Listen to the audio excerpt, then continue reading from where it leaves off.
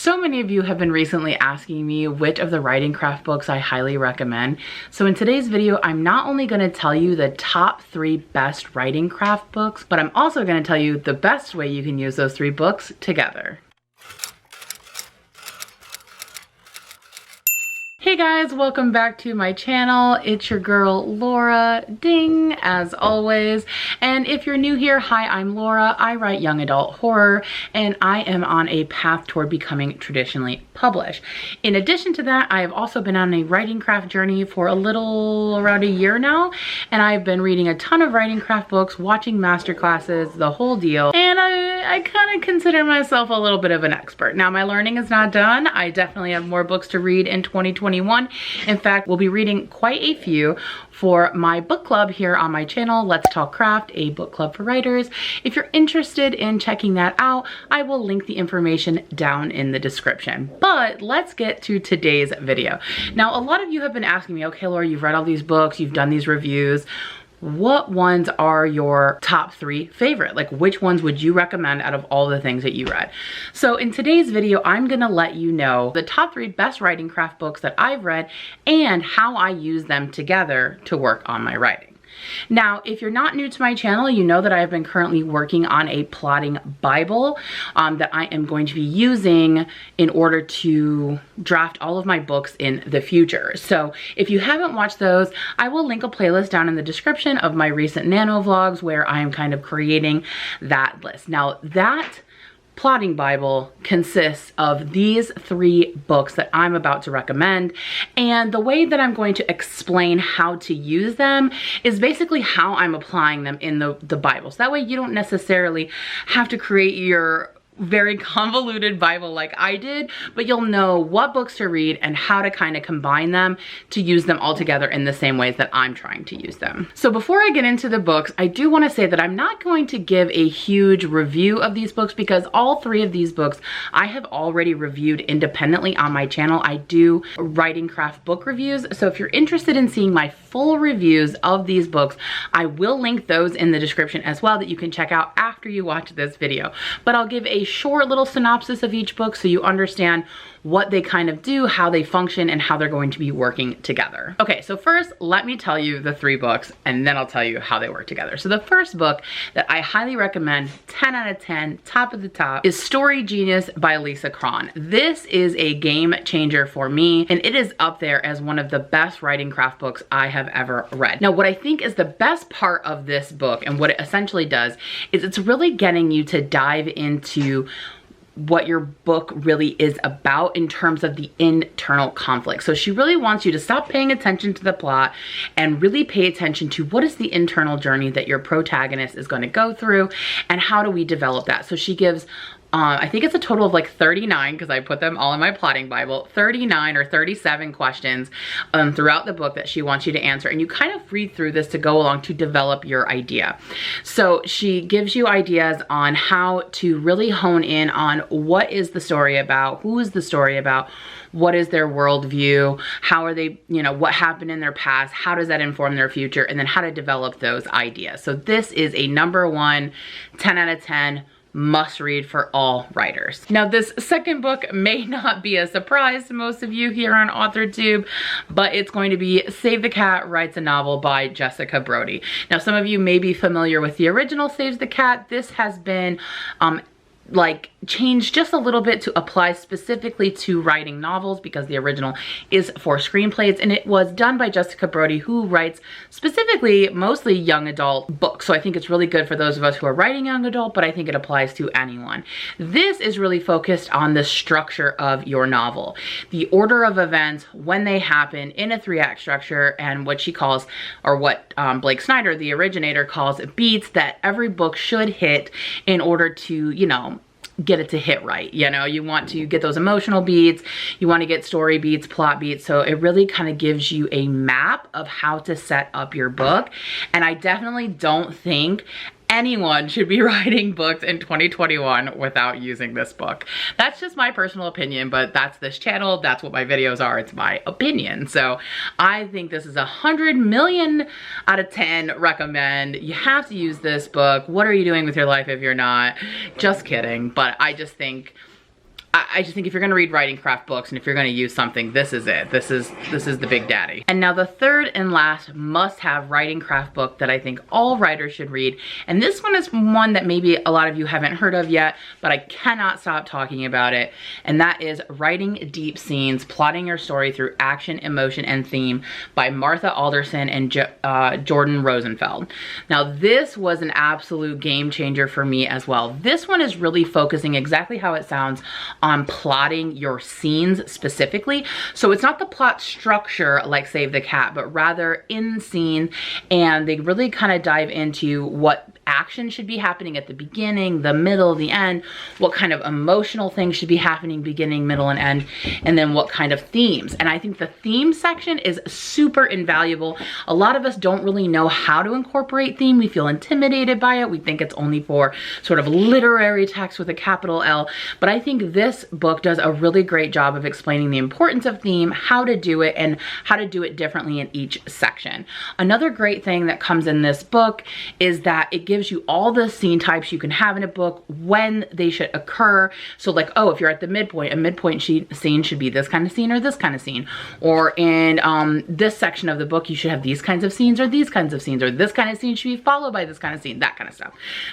So I think that that makes this book super, super helpful. Some of the information you may find in other books like Save the Cat and Story Genius, for example, but I think the new stuff that it does include makes this worthy as a top 3 must need, especially when you're talking about on scene level. Okay, so those are the 3 books, and that is the kind of like order in which I'm going to talk about how you should use them, because I think that these 3 books in particular work really well in conjunction. So here is how I use them together. So when you have your book, you have your idea, you have your concept, or like the little nugget of a concept. That's when you want to use Story Genius. You want to go through her questions specifically, go through those sections of how she wants you to develop your idea. So this is what you're going to be using first. You're going to use Story Genius to develop your idea, to develop your character, to develop that internal plot, which she calls the third rail. And she's going to get you to do a lot of like sort of pre-writing or prepping to get ready for your book. And even though it's stuff that's not going to go into your book, it is absolutely invaluable. It is really honing in on the misbelief that your main character has, which we all know drives the story and drives the internal plot. And she really wants you to think about, where did your character get that misbelief?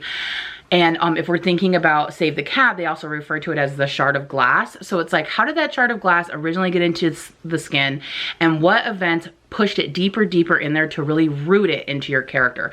So she's gonna have you do several things, including a couple of pre-scenes that happen prior to your book, so that your character, you understand why they are the way that they are and why they're on the journey that they're on, and that's something you can reference and think about when you're writing your book. So I think that number 1, when you're trying to develop your story idea, that you read Story Genius, or you go back through it if you've already read it, and really use her questions in particular to help you conceptualize and figure out exactly what your story is about. Now, once you've done that, then of course you want to plot out your book, and you want to do it using Save the Cat. Now, you are going to dip into this one just a little bit, because in Save the Cat, it's broken up into 3 sections: Act 1, Act 2, and Act 3. But Writing Deep Scenes actually wants you to break up Act 2 into 2 separate sections. So you have the beginning, middle, and no, the emerging middle, and then the deeper middle.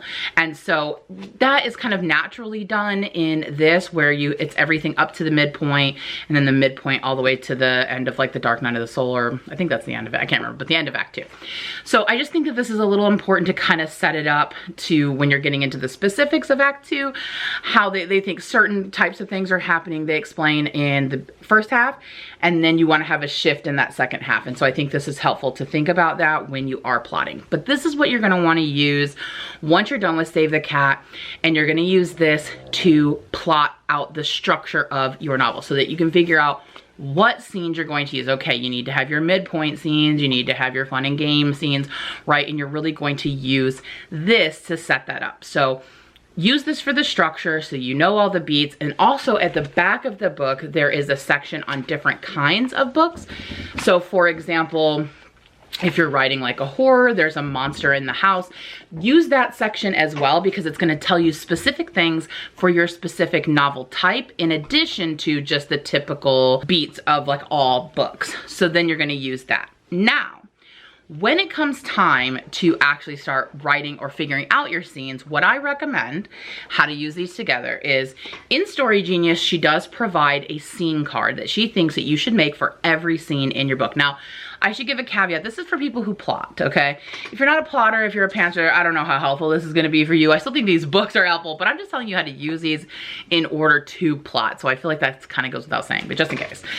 So she has an example of what a scene card should look like. So what I recommend that you do is you create these scene cards, but then you use writing deep scenes to fill in the scene cards. So, and maybe add a little bit. So in my plotting Bible, I added a little bit to the scene cards. In this book, they tell you different kinds of scenes and what the expectations are of those scenes. So in the scene card that I got from Lisa Cron, I added a section to describe what kind of scene it was and where it was happening in the book, because depending on what kind of scene and where it's happening, this book will explain to you the kinds of things you want to do in those scenes to be successful. So I feel like this book is very, very good at helping you fill in those scene cards with the details so that you can write the book. So that is how I think you should use this. And you'll use this to figure out, okay, what kind of actions do you want to be happening in those scenes, the emotions and the themes that you want, and you can make all these notes in your little scene card as sort of like an outline. So that is how I recommend you use these three books together. You're going to conceptualize and do some pre-writing and figuring out your characters and your story using this book. Then you're gonna plot it out structurally, get all your scene ideas, like, okay, there's a barn scene, there's a dance scene, whatever, using this, and that you have an idea, and then filling in, you're gonna put some scene cards in from this into each section of Save the Cat, and then use this to help you develop those scene cards and fill those out, so that when the time comes, you have all those scene cards in order of the Save the Cat, and you can sort of use that to write your book. Now, I do have one bonus recommendation I want to give you in addition to these three books that I think might be able to help you as well. Now, in my own plotting Bible, there was one other book that I did use some information in, and I think that there's some really useful stuff in this, and that is Hooked, and that is by Les Edgerton. Now, this book you may or may not have heard of, but it is about, it says, write fiction that grabs readers at page 1 and never lets them go. This book is specifically only about the beginnings of your novel. Now, a lot of us spend the most time working on the beginning of our novels, so he has an entire book telling you things that you should do. So what I did is I went through and I really like pulled out some information from my plotting Bible that I thought was super important when dealing with that very important beginning, because while the entire book is important, if you're trying to get an agent, if you're trying to sell to an editor, if you're trying to sell to a reader, the very beginning is the most important part of your book to get people to want it, to buy it, to continue on. So you really want to pay special attention to that. And so I think this book is very helpful. And so this would be a bonus fourth book that is a must read, I think. Even though you may not use all of it, there's some stuff that I'm like, meh, you know, but I think it is a good complement to the other three books that I have, and does put an emphasis on a few things in the beginning that will help you really understand the importance of your beginning. And you can use this when you're filling out those scene cards for the beginning. All right, guys, so those are my top recommendations for writing craft books. I think that if you use these together in the way that I recommend, at least for me, it has been really eye-opening, really helpful for me to replot out my book and have a clearer path toward the story that I want, and getting all of that information ready where those scene cards are not fully writing out the outline. So I still have some discovery writing I can do, but I have a clear path with clear ideas of what it is that I need to do and where and how. So those are what I recommend, and hopefully that will be helpful to you. So if you want to check out any of those books, I will link all of their information down in the description for both US and Canada. Now, I will be reading a lot more books in 2021, so maybe at the end of next year I might have to add an addendum to these, but for now, these are my top recommended writing craft books, and I'm always looking for recommendations, especially for the book club. So if you have any books that you think are complete game changers that should be added to this repertoire, then please comment down below and let me know, and I'll be sure to either check them out for the book club or check them out on my own, because I do enjoy reviewing writing craft books on this channel because I am a forever academic and I love to learn and I love to share what I learn with you guys. So if you enjoyed this video, please be sure to give it a thumbs up. It lets YouTube know that it's good content that other people might also enjoy. And if you're not already subscribed and you like writing craft information, or you want to follow someone attempting to become traditionally published, then please be sure to hit the subscribe button. And as always, thanks so much for watching. Bye!